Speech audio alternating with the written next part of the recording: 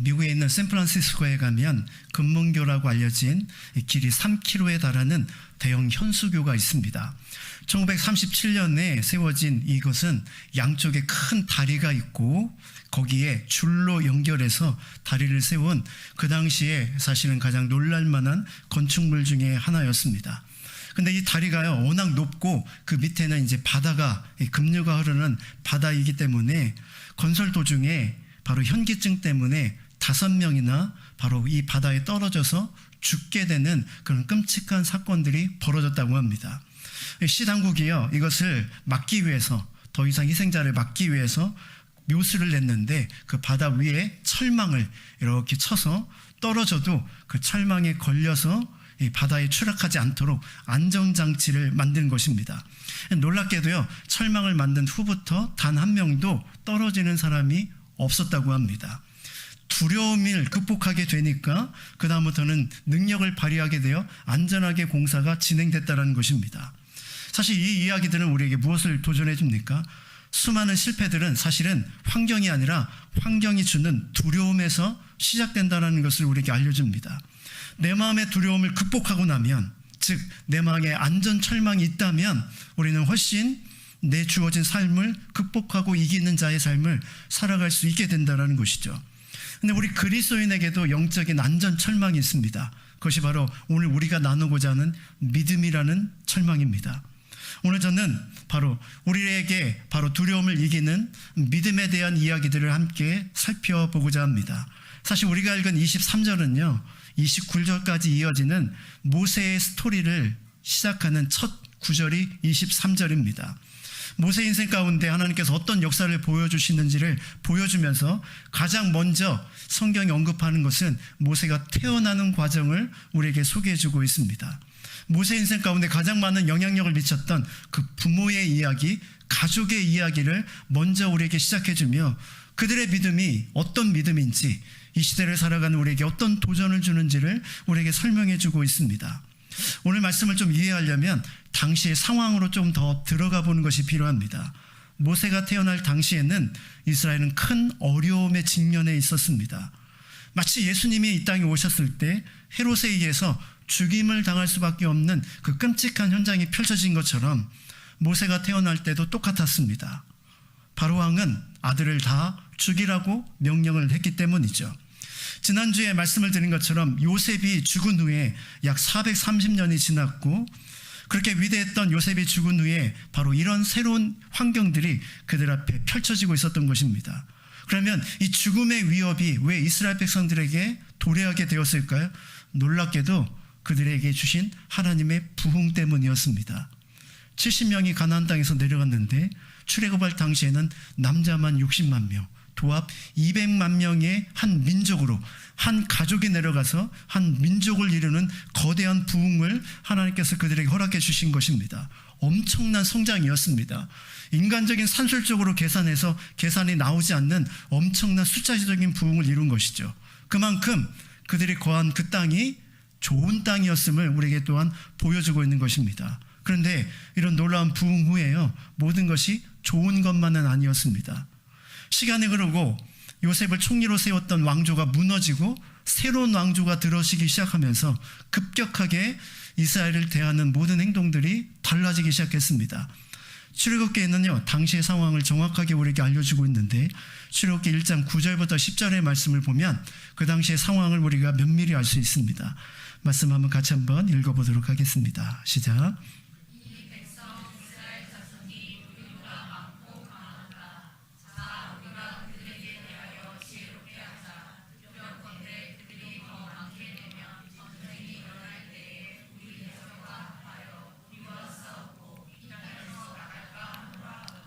애굽 사람들은 바로 이스라엘을 위협으로 느꼈다고 이렇게 표현하고 있습니다. 이스라엘 자손이 우리보다 많다. 아니, 사실은 숫자적으로 보면 그들이 훨씬 많죠. 이스라엘은 그들에 비하면 아무리 200만 명이라고 해도 그들에 비하면 작은 숫자였을 것입니다. 그런데도 불구하고 왜 그들이 이것을 위협으로 느꼈을까요? 인구가 기하급수적으로 늘어나고 있었기 때문입니다. 그리고 그들이 살아가던 위치가 굉장히 또한 중요한 위치였기 때문이죠. 한번 띄워주실까요? 그들이 살고 있었던 것이 고센이라는 땅입니다. 나일강이 흘러 지중해로 넘어가면서 수많은 강으로 이렇게 흘러가는 가장 비옥한 땅, 그 땅이 목초지로 유명했던 바로 이스라엘 백성이 거했던 고센 땅이었습니다. 그런데 이 땅은 어디냐면요, 애굽의 국경지대입니다. 바로 여기를 조금만 넘어가면 다른 나라가 시작되는 것이죠. 여러분, 국경지대에 자신과 다른 민족이 200만 명이 살고 있습니다. 만약 외국과 이렇게 연합을 해서 바로 애굽을 공격하면 끔찍한 일이 벌어질 수 있는 상황이 벌어질 수밖에 없는 것이죠. 그래서 이스라엘이 그들에게는 두려운 존재였다라는 것입니다. 그 결과 그들은 어떻게 합니까? 두 가지 정책을 펼칩니다. 첫 번째는요, 고센 땅에 있는 비돔과 라암셋이라는 그런 국고성을 건축하는 중노동에 이스라엘 백성들을 동원합니다. 무슨 소리죠? 딴 생각하지 마라. 바로 이렇게 그들의 고된 노동으로 그들을 계속 몰아간 것입니다. 두 번째는요, 산하 제한을 했습니다. 여자가 태어나면 살려주고 남자가 태어나면 다 강물에 던져서 죽여라 라고 그렇게 이야기를 한 것이죠. 모세가 태어나는 시기가 딱 이 시기였습니다. 성경은 바로 이 모세가 태어나는 이 시기에 바로 보여줬던 한 상황을 우리에게 보여주면서 참된 믿음이 무엇인지를 우리에게 알려주고 있는 것이죠. 사실 오늘 본문에 우리가 구체적으로 나와 있지 않지만 오늘 본문의 주인공은 아므람과 요게벳이라는 모세의 아버지와 어머니의 이야기입니다. 아므람과 요게벳은 남자가 태어나면 다 죽이라 라는 명령을 어기고 모세를 숨겼습니다. 근데 오늘 성경에 보니까 뭐라고 표현되어 있어요? 믿음으로 이 일을 했다라고 그렇게 말씀해 주고 있습니다. 그리고 뒷부분에 보면요, 설명을 하고 있는데 어떻게 설명하고 있어요? 왕의 명령을 무서워하지 않았다라고 이렇게 표현하고 있습니다. 이걸 좀 쉽게 풀어보면 이렇습니다. 왕의 명령이 있음에도 불구하고 그것을 무서워하지 않고 믿음으로 모세를 살렸다. 이걸 더 쉽게 풀어볼까요? 두려움을 믿음으로 이겼다. 두려움을 이기는 가장 강력한 힘이 어디에 있다? 믿음에 있다라고 우리에게 말씀해주고 있는 것입니다. 두려움을 이기는 힘은 바로 믿음이다. 오늘 우리에게 선포해주고 있는 것이죠. 믿음은 두려운 환경 속에서도 담대하게 만들고 세상을 향해 도전하게 만듭니다. 세상을 두려워하지 않는 대신 하나님의 뜻을 적극적으로 따르는 바로 집중력을 보이는 것이 바로 믿음이라는 것입니다. 두려움의 반대가 무엇이라고요? 세상은 용기라고 말하지만 성경은 믿음이라고 소개합니다. 믿음이 있을 때 우리 안에 생기는 감정 그리고 의지가 용기이기 때문이죠. 용기는 믿음 있는 자가 바로 나타내는 것이 용기라는 것입니다. 그래서 성경은 끊임없이 믿음이 있을 때 용기를 갖게 된다라고 우리에게 도전해주고 있는 것이죠.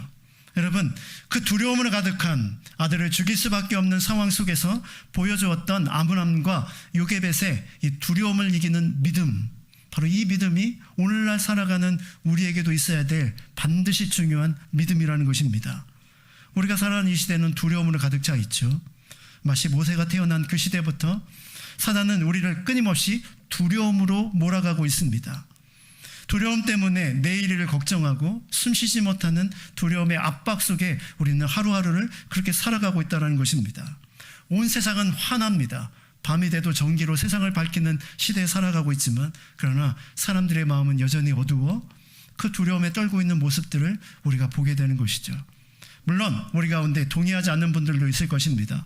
난 두려운 것이 별로 없는데 이렇게 말하시는 분들도 있을 것입니다. 그렇다면 한번 쉬운 예를 한번 들어보죠. 요즘 현대 바로 나온 새로운 병이 하나 있습니다. 그 병이 뭐냐면 건강염려증이라는 병입니다. 특정 질병과 관련해서 그것에 대해 지나치게 집중하고 집착하다 보니 그것에 대한 공포와 불안증을 느끼는 것입니다. 한 조사에 의하면 병원을 찾는 약 15%의 사람들이 이 불안, 건강염려증에 걸려있다라는 통계가 있습니다. 콜록콜록 기침이 나오면 혹시 폐암의 증조가 아닌가? 이렇게 생각하는 것입니다. 머리가 갑자기 띵하고 아프면 혹시 뇌종양이나 뇌졸중이 아닌가? 이렇게 생각을 하는 것이죠. 아주 사소한 증상에도 지나친 반응을 보이기 시작하는 것, 그것이 바로 건강염려증입니다. 여러분, 요즘에 인터넷이나 텔레비전에 정보 프로그램이 너무 많이 나오는데요. 아침에 틀어보면 99% 나오는 게 건강에 대한 이야기입니다. 그걸 이렇게 보다 보면 다 내가 병든 것 같아요. 그래서 막 두려움으로 엄습해오는 것을 보게 됩니다. 물론 그런 재료들이 우리를 다시 한번 점검해보고 병원에 가서 치료받을 수 있는 계기가 될 수 있다면 그것은 좋은 것입니다. 그러나 그것이 내게 두려움이 된다면 그것은 오히려 나에게 해가 될 수밖에 없는 것이죠. 이런 극단적인 상황이 아니더라도 사람들은 여전히 두려움이라는 감정 속에, 압박 속에 살아가고 있는 것을 보게 됩니다. 두려움이 무엇입니까? 지금 현재 내게 어려움을 주는 어떤 일들과 사건, 사람일 수 있습니다. 그런데 두려움은 여기서 끝나지 않습니다. 아직 일어나지 않는 일에 대해서 우리는 두려워합니다. 아니, 실제로 일어나지 않을 일에 대해서 우리는 그것을 끌어와서 지금 두려워하죠. 일어나도 해결할 수 있는 일조차도 우리는 또한 두려워합니다. 가정하여 내가 그것을 할 수 없으면 어떻게 하나 하고 가정에서 두려워하는 것이죠.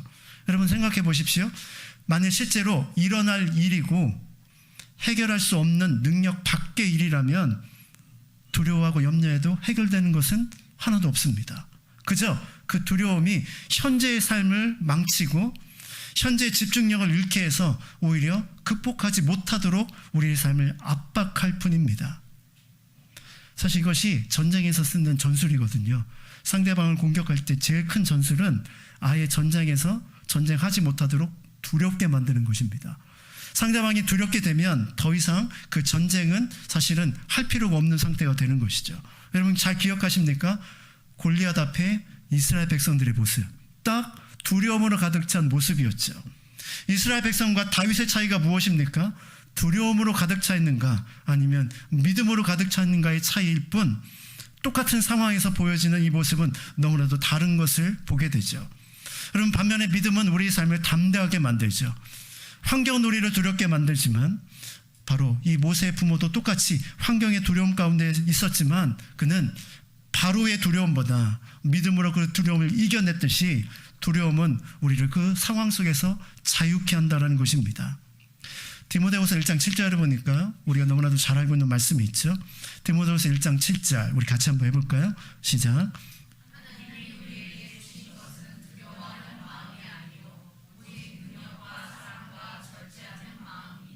하나님께서 우리에게 주시는 것은 두려운 마음이 아니다. 하나님은 오직 우리에게 능력과 사랑과 절제의 마음을 주실 뿐이다. 여러분 아멘이십니까? 두려움이 가득 찼을 때마다 이것은 하나님이 주시는 마음이 아닌 것을 우리는 잘 알고 끊어낼 필요가 있다는 것입니다. 심지어 예수님이 이렇게 말씀하시죠. 마태복음 6장에 오늘 있다가 내일 아궁이에 던져지는 들풀도 하나님께서 이렇게 입히시거늘 하물며 너희일까 보냐. 믿음이 작은 자들아. 믿음이 작은 자들의 특징이 무엇이냐면요, 바로 나의 삶에 두려움으로 가득 차 있다는 것입니다.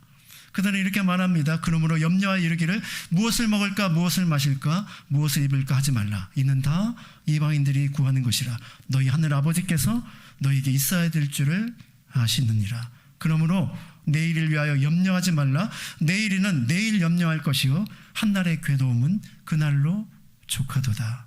사랑하는 자매 여러분, 우리 그리스도인들은 믿음을 가진 자들입니다. 믿음을 가지고 오늘 하루하루를 살아내는 자들이죠.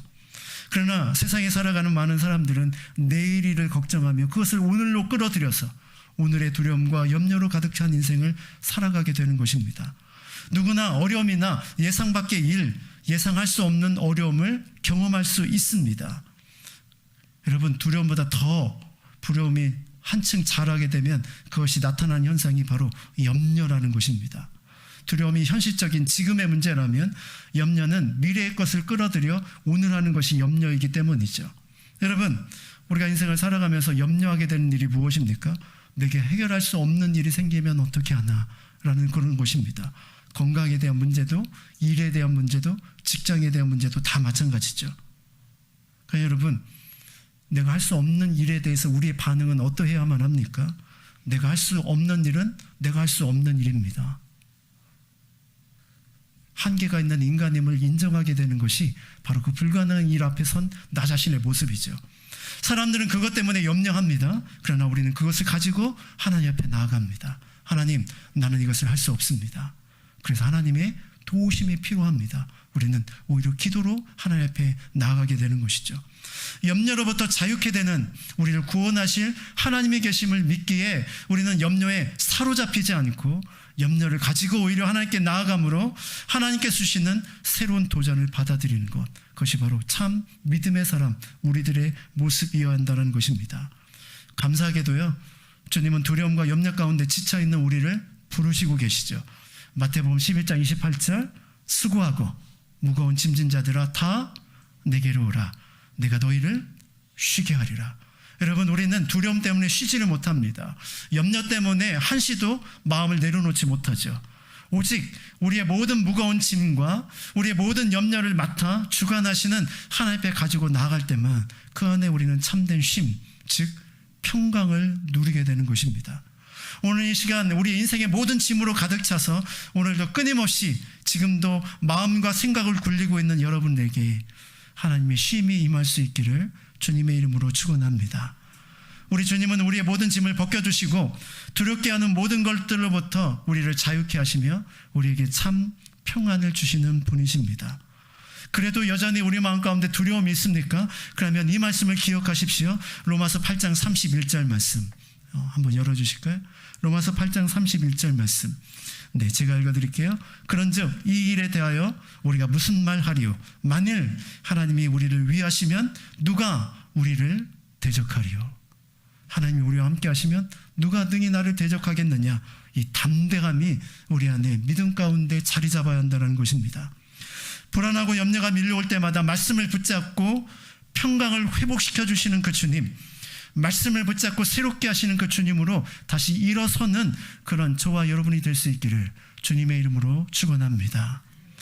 오늘 말씀을 준비하다가요, 크리스천 시인인 플린트라는 사람이 쓴 시가 있어서 이 시를 여러분에게 한번 좀 소개해드리고 싶습니다.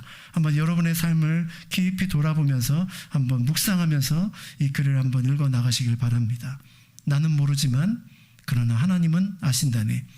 내가 모르는 미지의 날들이 그에게는 분명하고 확실함을 알기에 나 두려움 속에서 벗어나 복된 안식을 누린다네. 모든 수수께끼 같은 당혹한 외의 물음이 회의와 공포가 되어 커져갈 때 난 이 생각으로 해답을 찾는다네. 찾는다네. 난 모르지만 그러나 하나님은 아신다고. 난 할 수 없지만 그러나 하나님은 할 수 있으시다네. 내가 감당할 수 없는 어떤 짐도 그의 손길은 능히 들어 올리심을 알기에 내 염려했던 일들은 오히려 유쾌한 일들일 수 있다네. 비록 독수리의 날개가 피곤해지고 내가 한때 달렸던 길을 이젠 걸어야 할지라도 난 내게 주어질 능력을 알고 있다네. 난 할 수 없어도 그러나 하나님은 할 수 있음을 알고 있다네. 나는 볼 수 없지만 그러나 하나님은 보신다네.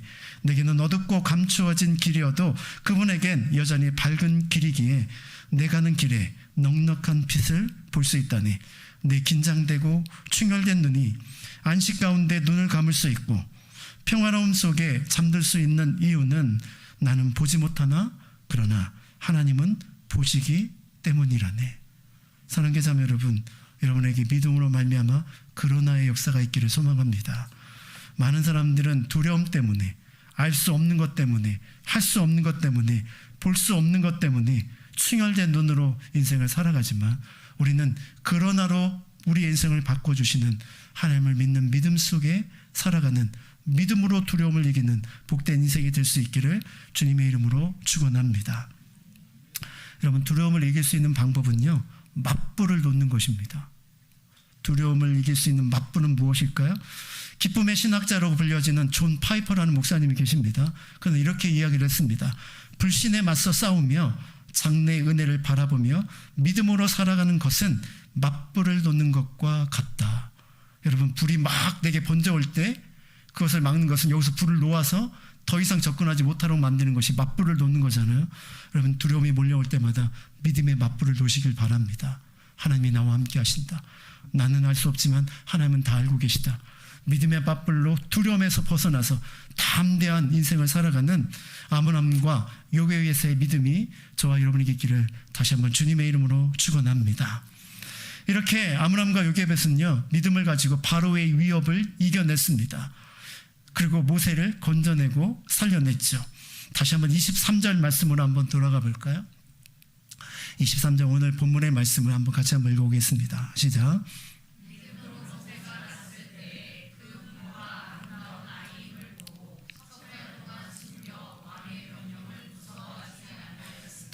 믿음으로 두려움을 이겨냈습니다. 그리고 구체적으로 그의 믿음은 어떻게 드러났습니까? 그 아이를 보고 아름다운 아이인 줄 알고 석 달 동안 숨기는 모습으로 바로 믿음의 모습들이 드러납니다. 마음속으로 그래 평안해 이길 수 있어 이런 것이 아니라 그들은 행동으로 옮기는 구체적인 믿음이 있었다는 것입니다. 그래서 특별히요 우리가 그런 행동을 할 수 있었던 이유를 본문은 우리에게 바로 소개해주고 있습니다. 그 아이가 어떻다고요?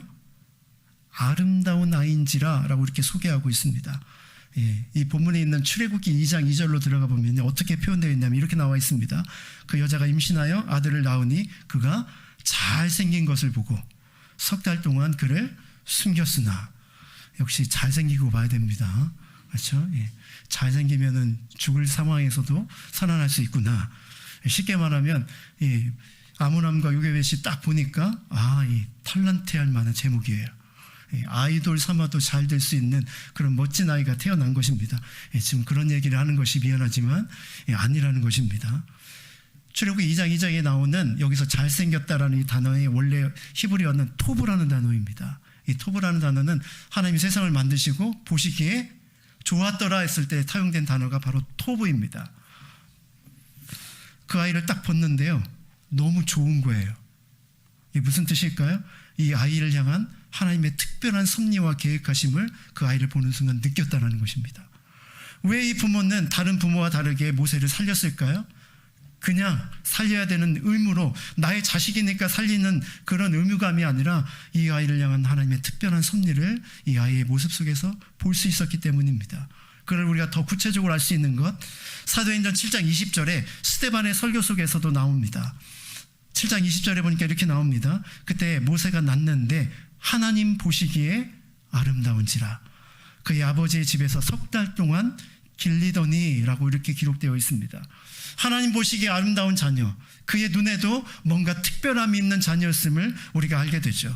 그래서 그들은 바로 그것을 사명으로 여겼다는 것입니다. 이 아이를 살려야 하는 것이 부모로서 내가 해야 될 일이구나 그것을 믿음으로 받아들였다는 것입니다. 그래서 그는 자신의 목숨을 걸고 이 아이를 살려내기로 결정을 한 것입니다. 근데 여러분 여기서 우리는 요게벳과 이 부모의 두 번째 믿음의 모습을 발견하게 됩니다.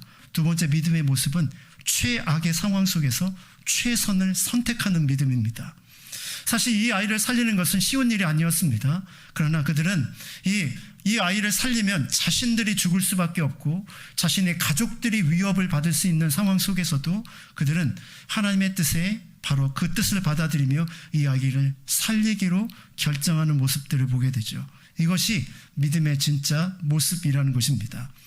믿음은 두려움을 한번 이겨낸 것으로 끝나지 않습니다. 삶에서 그것을 믿음대로 살아가는 구체적인 결단으로 나타나게 되는 것이죠. 그들은 석 달 동안 숨겼습니다. 근데 여러분 더 이상 한계에 이르게 되었습니다. 석 달 하면 우리 식으로 하면 100일이잖아요.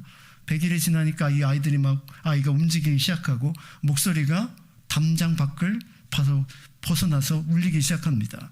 가만히 있다면 발각되어 이 아이뿐만이 아니라 온 가족이 죽게 생겼습니다. 그러면 여러분 어떤 선택을 해야겠습니까? 이 두 사람은 온 가족이 회의를 결과 어떤 선택을 하죠? 광주리를 만들고 그곳에 아이를 실어 바로 강에 띄우기로 결정합니다. 그들이 할 수 있는 최선의 선택을 또 하기 시작한 것입니다. 이 아이를 갈대상자에 만들어 또 보내면서 부모와 가족은 어떤 생각을 했을까요? 그래 이제 내가 할 일은 다 했어 이렇게 하며 그 아이를 그냥 떠나보냈을까요? 우리가 부르는 찬양 속에 그런 메시지가 들어있잖아요. 강물에 흘러가는 그 아이를 바라보며 한없이 눈물을 흘리며 기도하는 부모와 그리고 그거를 따라가는 바로 그의 누이의 간절한 기도가 들어있죠. 하나님 이 아이에게 생명의 길을 열어주십시오.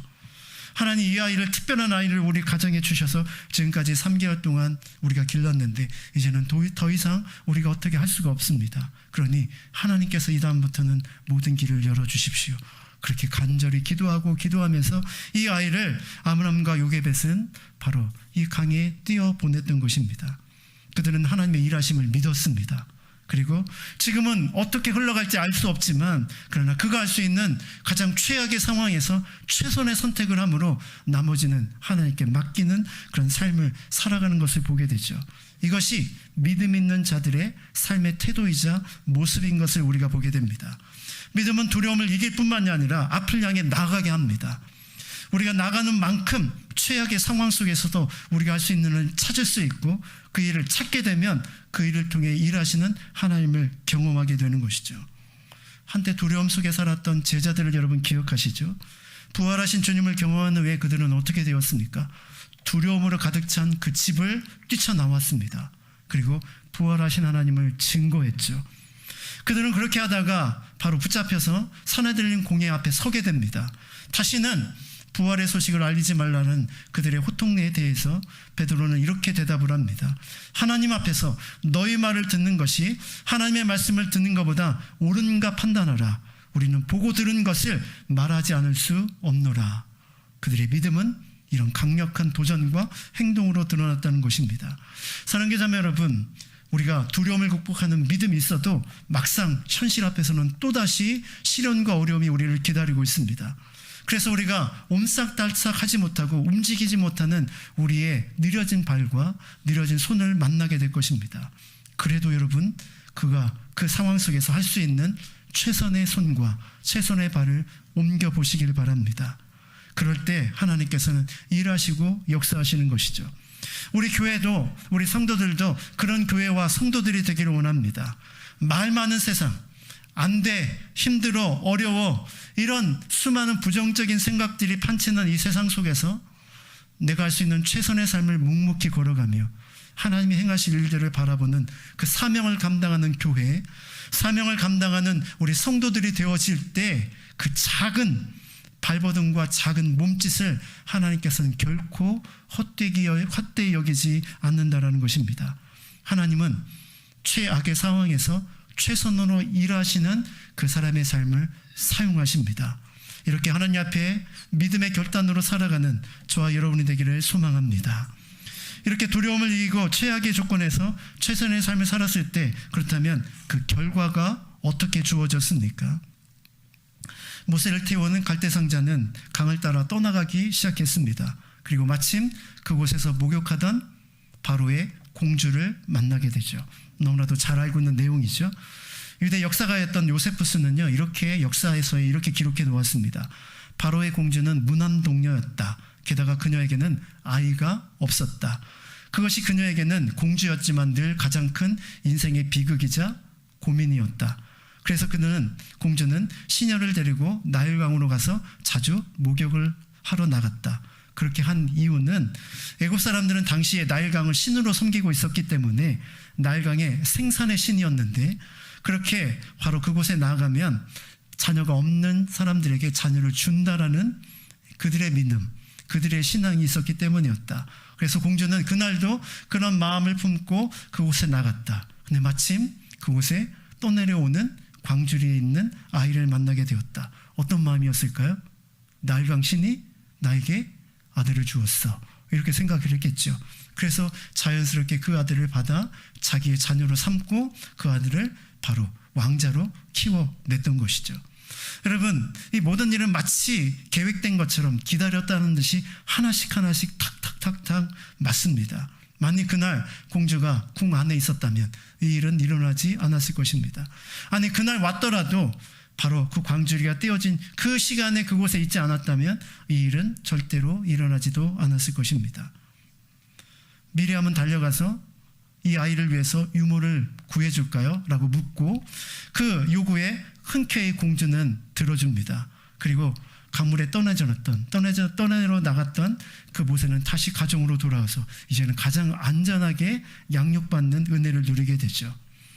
이 모세는 젖을 뗄 때까지 바로 신앙적인 교육을 부모로부터 받고 그리고 왕궁으로 들어가게 됩니다. 여러분, 이 모든 것이 하나씩 이루어지는 것을 보게 됩니다. 우연처럼 보이지만 우연이 아닌 하나님의 계획하심과 필연임을 우리에게 보여주고 있죠. 여러분, 이런 최악의 상황에서 최선의 선택을 한 자에게 주어지는 하나님의 열매라는 사실, 우연이 아니라 하나님의 필연이라는 사실을 우리는 반드시 기억해야 할 필요가 있습니다. 그리스도인에게 우연은 없습니다. 하나님의 역사만 있을 뿐이죠. 여러분, 우리가 잘 알고 있는 만류 인력을 법칙을 발견한 뉴턴이라는 사람이 있습니다. 이 사람에 대한 일화가 있습니다. 뉴턴이요, 숙련된 기계공에게 부탁을 해서 태양계의 모형을 만들도록 그렇게 부탁을 했다고 합니다. 정교하게 이렇게 돌아가는 구조로 되어 있는 이 모형을 만든 것이죠. 이것을 다 만든 후에 뉴턴의 친구가 와서 이렇게 물어보았습니다. 이렇게 완벽한 이 구조물을 누가 도대체 만들었느냐라고 이렇게 물어본 것입니다. 그때 뉴턴이 이렇게 이야기를 했습니다. 이거 아무것도 아니야. 그냥 어느 날 갑자기 생겼어. 이렇게 말한 것입니다. 친구가 화를 내면서 이게 어떻게 어느 날 갑자기 생기냐, 이건 누가 만들어 놓은 건데 누구냐라고 질문을 던진 것입니다. 그러자 뉴턴이 이렇게 친구의 어깨를 두들기면서 이렇게 이야기를 했습니다. 이 작은 것도 누군가가 분명히 만들어진 작품인데 이 온 세상을 만든 창조주가 없다면 그것이 이해가 되느냐라고 이야기한 것이죠. 그 친구가 무신론자였거든요. 여러분, 세상 사람들은 모든 사건들을 우연이다라고 말하지만 그러나 성경은 그것이 하나님의 역사라고 우리에게 말씀해 주고 있는 것입니다. 특별히 우리 믿음의 사람들에게 믿음의 반응을 보인 우리들의 삶의 모든 것은 하나님의 역사입니다. 우리가 쓰는 말 중에 이런 말도 있습니다. 씨알도 안 먹힌다라는 말이 있죠. 여러분, 여기서 말하는 씨알도 안 먹힌다는 게 무슨 뜻입니까? 말이 안 되는, 될 수 없는, 받아들일 수 없는 것에 대한 관용구이죠. 근데 여러분, 여기서 말하는 씨알도 안 먹힌다, 이게 무슨 의미일까요?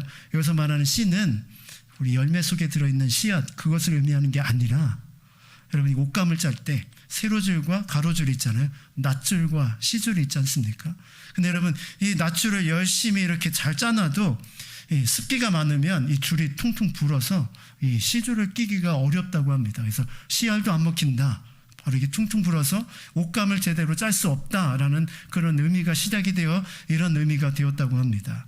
여러분, 그렇습니다. 이것이 보여지는 메시지가 하나 있는데, 하나님 우리를 위해서 필연적인 하나님의 역사를 이미 준비해 놓으셨습니다. 우리가 할 일은 무엇이죠? 씨줄을 끼는 것입니다. 그것이 최악에서 최선의 삶을 살아가는 우리의 삶의 믿음의 선택이자 행동인 것이죠. 바로 그랬을 때 하나님의 역사하심과 우리의 최선이 만났을 때 비로소 우리 땅 가운데 하나님의 역사가 밝게 드러나는, 즉 모세로 이야기하면 죽을 수밖에 없는 모세가 구원되어지는 역사, 아니 그가 이제 믿음의 가정에서 양육되는 역사, 아니 양육으로 끝나지 않고 그가 나중에 어떤 사람이 되죠? 이스라엘 백성을 구원하는 하나님께 쓰임받는 멋진 지도자가 되죠. 이 모든 큰 스토리 속에 하나님은 이미 다 계획하심이 있고 그들의 삶을 하나님께서 하나씩 들어 사용하시고 쓰셨다라는 것입니다. 사랑하는 자매 여러분, 저와 여러분은 오늘도 씨줄을 끼는 사람들입니다. 이것이 믿음의 삶의 우리의 모습이기도 하죠. 여러분, 어떤 씨줄을 끼고 계십니까? 힘들어, 어려워, 안 된다는 생각에 여러분 손을 이미 놓고 있지는 않습니까? 아니요. 여러분이 할 수 있는 씨줄을 지금부터 하나씩 하나씩 끼어 가십시오. 여러분이 끼는 만큼 하나님의 역사하심이 여러분 삶 가운데 선명히 드러나게 될 것입니다. 믿고 행하는 자들이 하나님의 영광을 보게 되는 것이죠. 이제 말씀의 결론을 내기로 원합니다. 아브람과 요게벳은 그들의 믿음을 통해 한 생명을 구했죠. 근데 그들은 이렇게 이 한 생명이 나중에 민족을 구원할 지도자가 됐다는 생각을 아마 차마 하지 못했을 것입니다. 그러나 하나님은 그들의 작은 선택, 작은 최선의 믿음의 선택을 통해서 이런 놀라운 역사를 일으켜 주신 것입니다. 오늘 우리는 그런 역사의 주인공으로 부르심을 받은 사람들이죠.